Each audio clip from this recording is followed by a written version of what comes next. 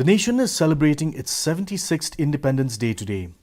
Prime Minister Narendra Modi led the nation in celebrating the day from the ramparts of the Red Fort by hoisting the national flag. The tricolour received a Rashtriya salute.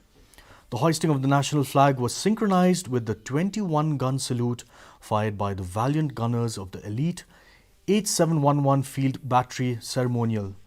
For the first time, a made-in-India gun was used in 75 years for the ceremonial 21-gun salute to the tricolour at the historic Red Fort on the occasion of Independence Day.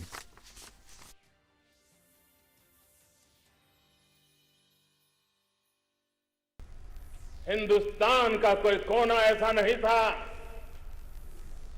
कोई काल ऐसा नहीं था जब देशवासियों ने सैकड़ों सालों तक गुलामी के खिलाफ जंग न किया हो, जीवन न खपाया हो, यातनाएं न झेली हो, आहुति न दी हो।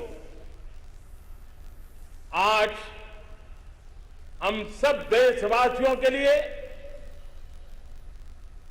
ऐसे हर महापुरुष को, हर त्यागी को, हर बलिदानी को नमन करने का अवसर है, उनका ऋण स्वीकार करने का अवसर है और उनका स्मरण करते हुए उनके सपनों को जल्द से जल्द पूरा करने का संकल्प लेने का भी अवसर है।